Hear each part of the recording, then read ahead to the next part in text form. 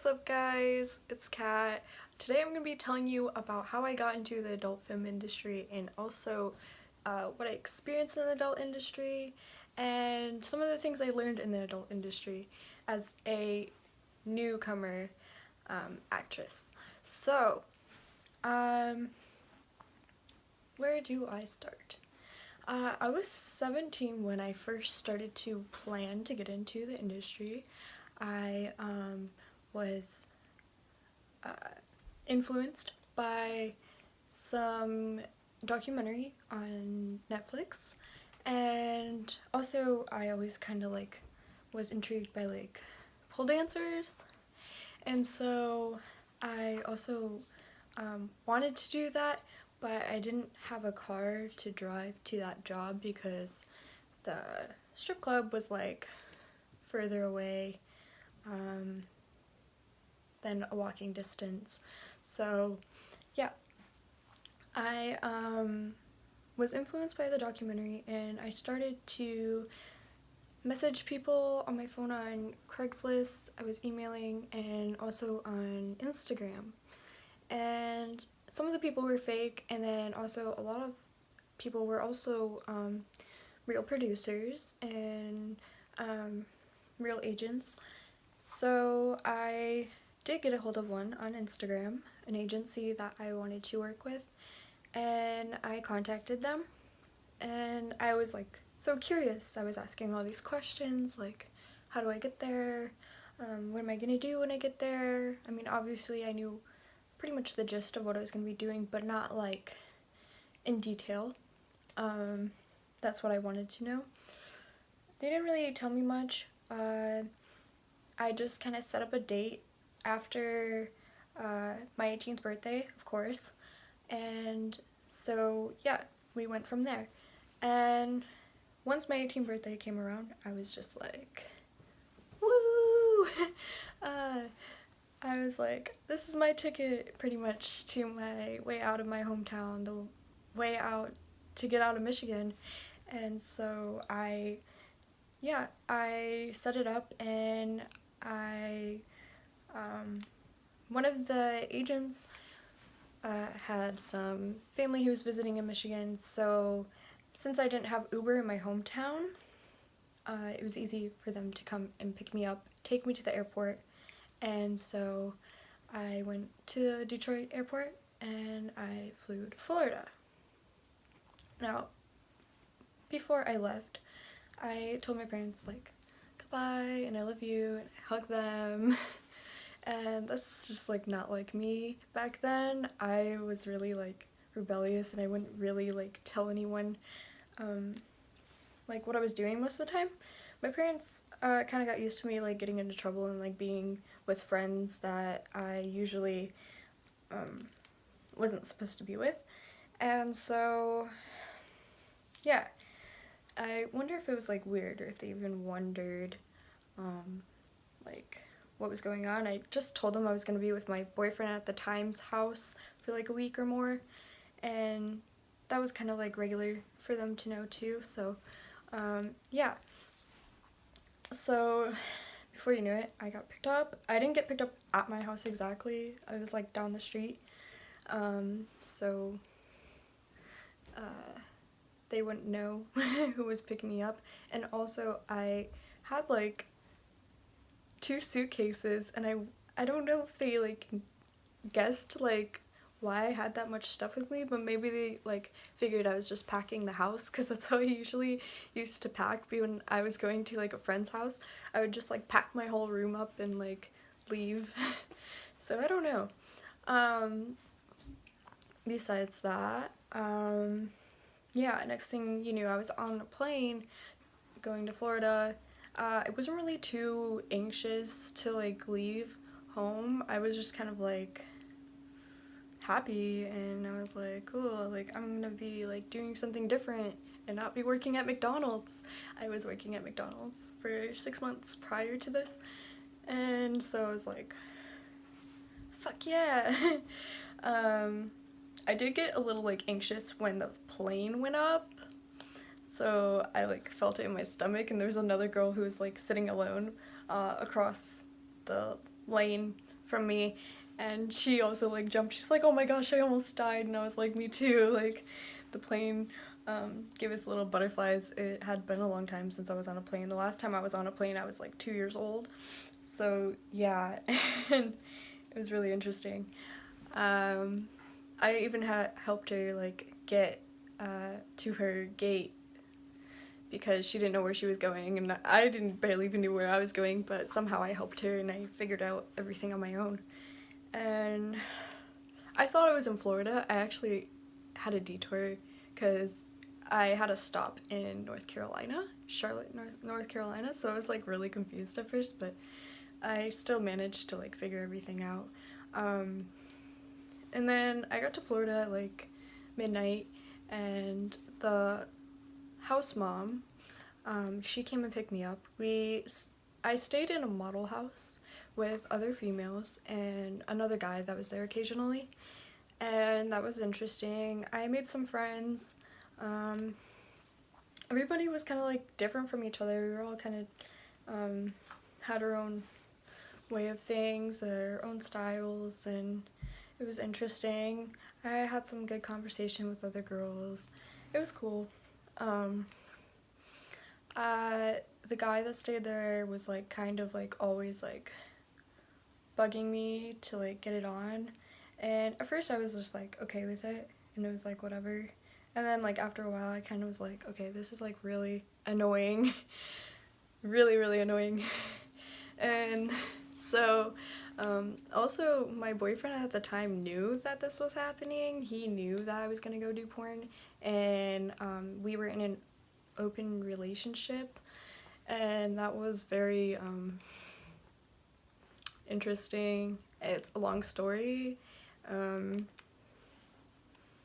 Yeah, I don't really suggest having an open relationship when you're younger, but that's a whole nother video, and if anybody wants to know about that, I can make a video about it. I mean, it's no problem at all. But yeah, so things were a little weird. A lot of stuff was going on, and in that life anyway, as far as like relationship life, there was like a lot of stuff going on. And anyway, I did my first scene, and it was POV style. POV when it's just like you, that person you're gonna be doing it with, and then a camera, and they're recording. And that actually went pretty well. I really enjoyed it. I actually had a fun time, and it was definitely interesting, but you know, like I feel like I was more comfortable because I was just with that person and a camera, and not with like a bunch of producers and cameramen and, you know, whatever, you know, people who are in charge of the setup weren't really around because there was just that one person for my first scene. And then also my second scene actually happened to be with that same person, so that was still like not even as, and like I didn't really have any anxiety as much or anything about it. There was people around watching, but that wasn't like, I don't know, they're like, that's their job, so it didn't really bother me. I didn't really feel any self-conscious about my body. I've always really liked the way I looked for the most part. Yeah. So, I was staying at the Florida house, and I had went through a lot of time where I only did like 3-4 shoots within the 3 months that I lived there. I don't know how many shoots exactly I did, but I didn't do like a whole crap ton. This often happens in the porn industry. You're not always going to be making money. The only time you are making money is when you are doing shoots, or if you have like another part-time job in the area, which is kind of hard if you're going to be flying from state to state. I didn't have a part-time job. I kind of just like sat around or went and shopped or went and bought food at a place and hung out somewhere. There wasn't really a lot of stuff I did. I actually ended up getting pretty bored. I was smoking a lot of weed, and weed just kind of makes me really lazy. And so like I would just like kind of sit around and eat, and eventually of course I was like running out of money and running out of food, and I was also sending a lot of money to my boyfriend at the time too, so that was happening. And so I actually ended up doing this thing called sugar daddying. One of the girls that I was staying at the model house with, she had been making a bunch of money, and I was like, dude, what are you doing? She's like, oh, I just get paid to go out to dinner with these guys, and yeah, and maybe like cuddle with them and like just kiss them and make them feel like they have a girlfriend for like the day, and then I'll get paid for it. I was like, oh, okay.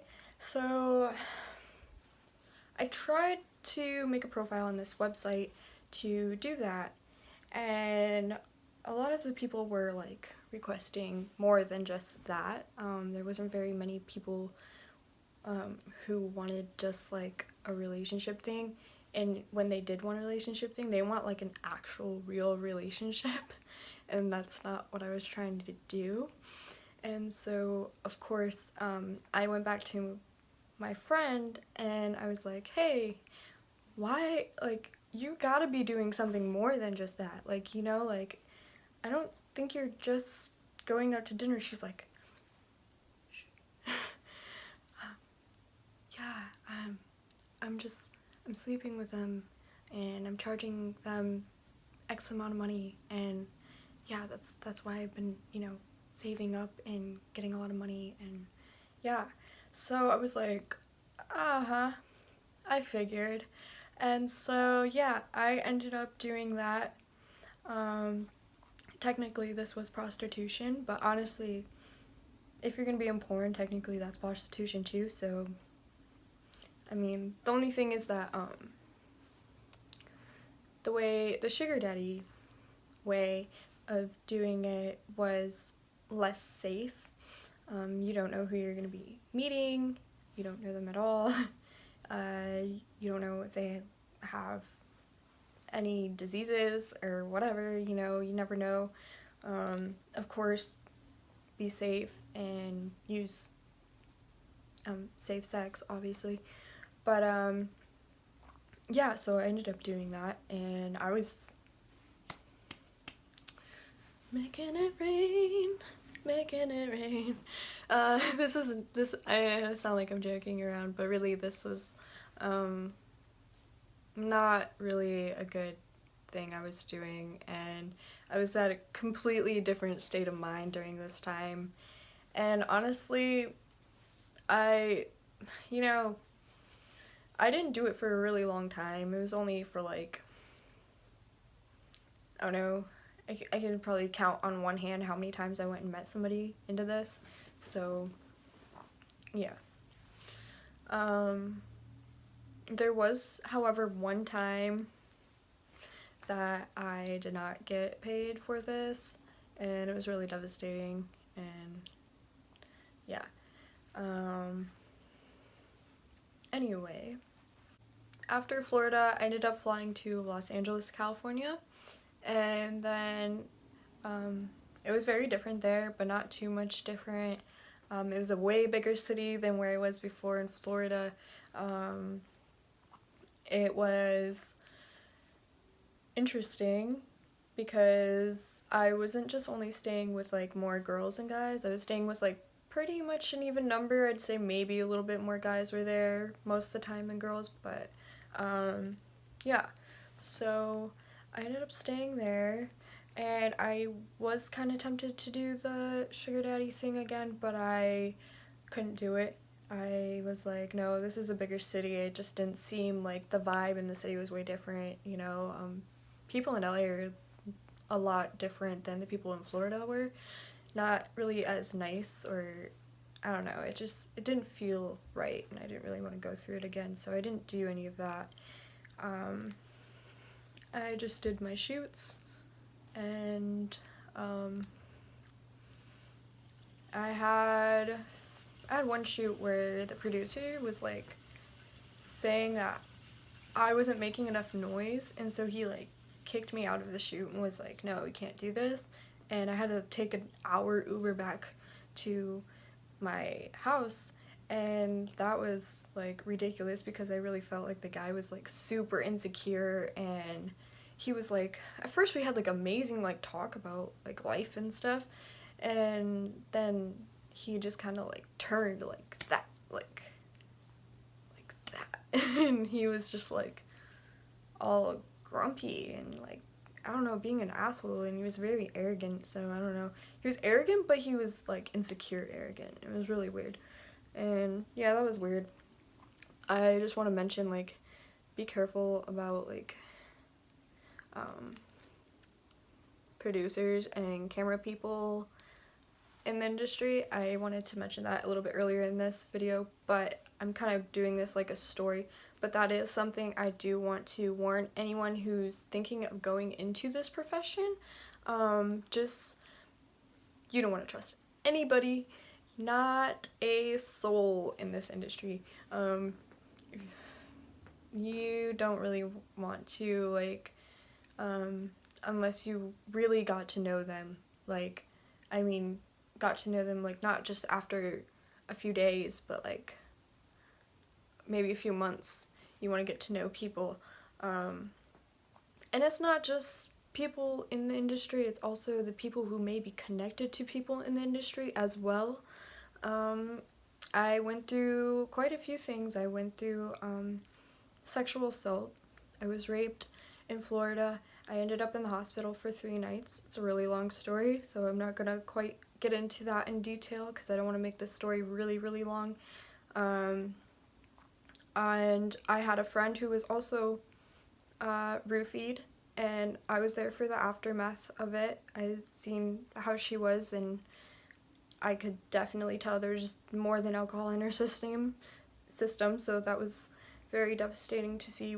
She's still my best friend, she's my very best friend, and that was just horrible to see her like that. And we spent a lot of time together in the Florida house. So just be mindful of that. A lot of producers are really judgy on girls. They're like constantly comparing you to other girls, and they don't always make the nicest comments. They will even come up to you behind the scenes of the shoot before you're even doing your thing. They're trying to touch you without even asking, and that's one of the most annoying things ever. If you are going to be in this industry, I highly stress this. Be assertive as fuck. Show your worth, show that you are a boss bitch and that you don't answer for nobody, because otherwise you're just gonna get walked all over. Yeah. And don't ever let anybody make your drinks for you. So, yeah. Also, let's see.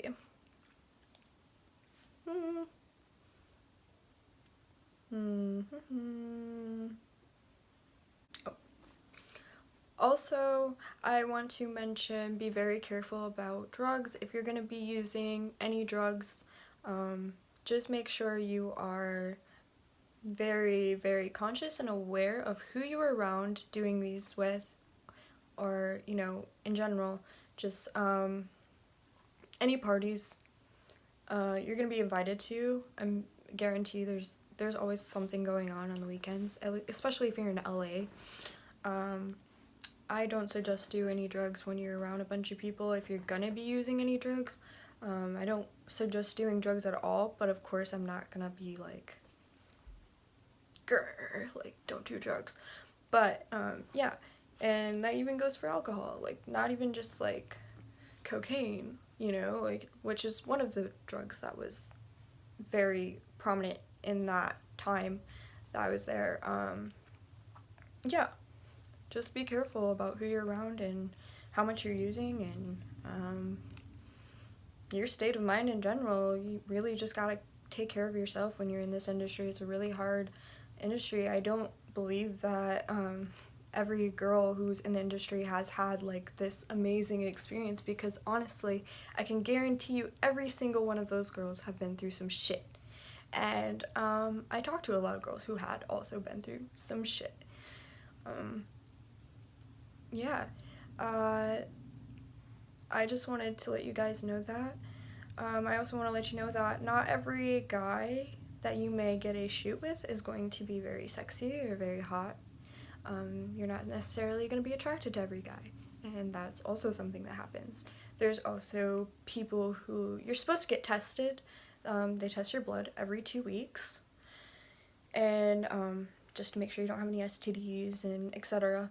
And so there are some people that do kind of get around that, and you got to be careful and make sure you're looking at people's reports and make sure you're checking the dates 3 times over before you decide to do this shoot, because you wouldn't want to risk that and get something.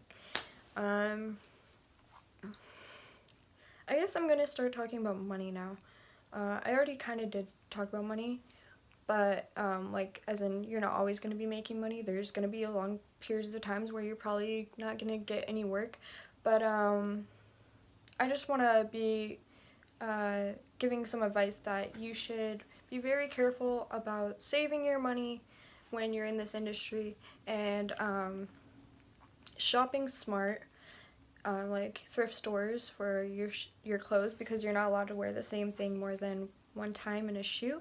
What I would do is I would just like pick different accessories and different shirts that I already had and different like bottoms, and I would mix match different things to make it look like a whole different outfit. You can do that. Let's see, if you can get food stamps, I highly suggest that. I spent a lot of money on food. At least just shop smart when it comes to food. Also, 10%, 10 to 15, depending on what state you are in. It could be more now, it could be less. I don't know exactly. It's been a little bit of a while since I was in the industry. I quit a while ago. I'll also let you guys know how I quit or why I quit. So yeah, every shoot that you do for a business or an actual company, like big porn companies that are pretty common usually, there are some that are actually under the table, but they don't really tell you until you like get paid. That's how you kind of find out, is if it's a personal check or if it's a, you know, a check from a business and all that. So just be careful. Just save that 10 or 15% from each shoot that you do, and make sure you're documenting every single purchase that you make, or every time you get paid. Any Ubers are very expensive. Just make sure you're tracking all that and saving the 10 or 15% so you can pay for your taxes at the end of the year, you know, because they don't take that out, they don't deduct that. Ubers are very expensive, like I said. If you have a license, get a rental car. There are sometimes rental cars that are way cheaper than Ubers, and you will save a bunch of money. And the reason why I decided to quit the porn industry, I was living at a model house, right? And I was around a lot of people who were partying all the time. Honestly, I have always been an introvert. Personally, I did go to a few parties, but I didn't really feel like myself when I went to parties. And honestly, in this whole industry, I wasn't me. Like, I lost complete sense of who Kat was, and it was shitty. I don't know what happened. I don't know how I turned into this materialistic, just fake persona, like my alter ego. Like, I was just like someone else. My hair was blonde, and I looked like a Barbie, and I was wearing a lot of pink, which I don't even wear pink that much in general. I don't know. It was just like, it just wasn't right. I just didn't feel right. I didn't feel like myself.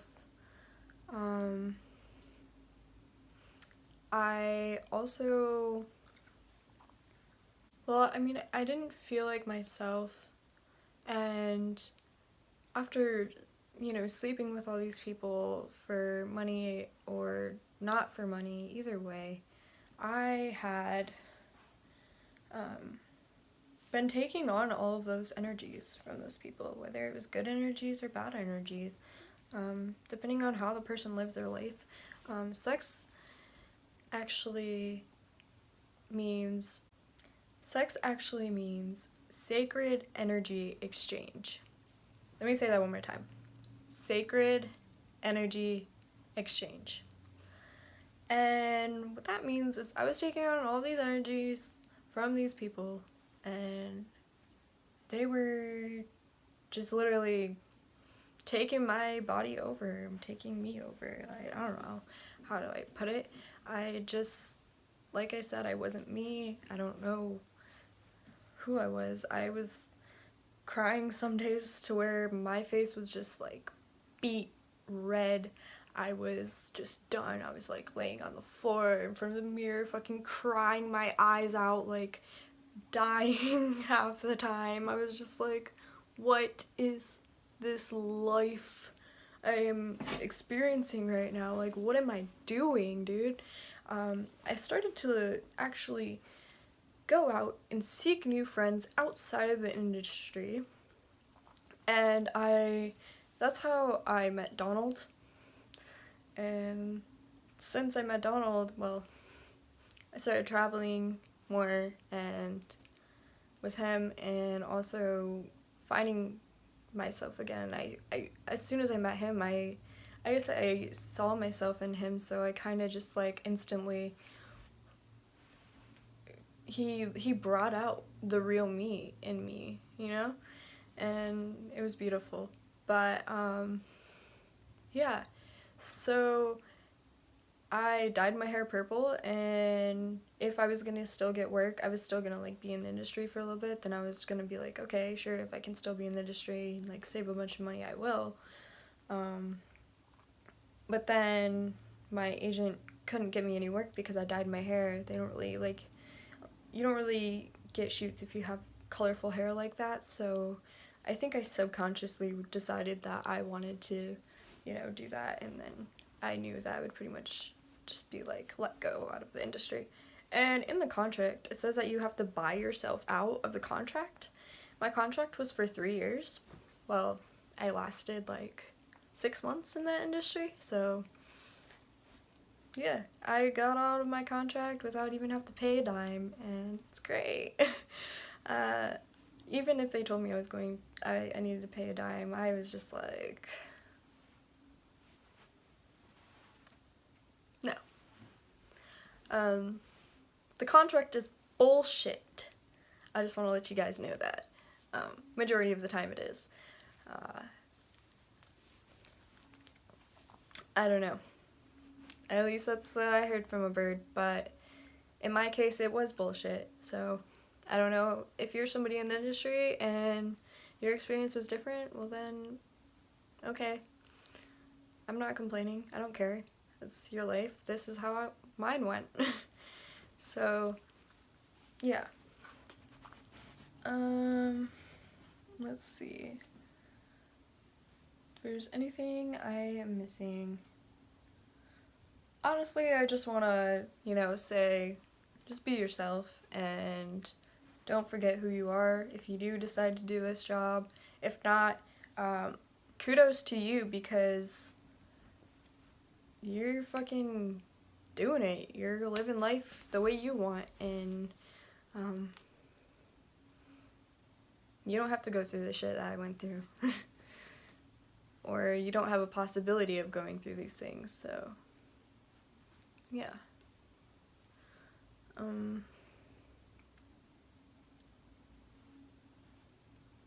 I think that covers pretty much everything. If you guys have any questions, comments, suggestions for a next video for me to make, let me know. I'd really like that. If you would like to hear more stories or anything, just like this video and subscribe. Click the bell if you want to see more videos like this one or any other videos that you may be interested of mine. The bell will let you know whenever I post a new video, and yeah, just be you, don't forget who you are, live your life, we live and we learn. That's what this whole experience was about. I had went through some crazy shit, but you know what, I got through it, I'm strong, and I'm glad I'm alive. Fuck, I'm so glad I'm alive. I don't know. I wouldn't take back anything that I ever did, because if I didn't, I wouldn't be who I am today. And who I am today is me. It's Kat, and I am living life how I want to live it, and I'm making my own decisions now. I mean, before I made my own decisions, but I'm making better ones that I can be proud of, and yeah, just, it's great. I'm glad. I lived, I learned, you know, life is about experiences, and it's the journey, right? Not the destination. Alright, guys. Peace.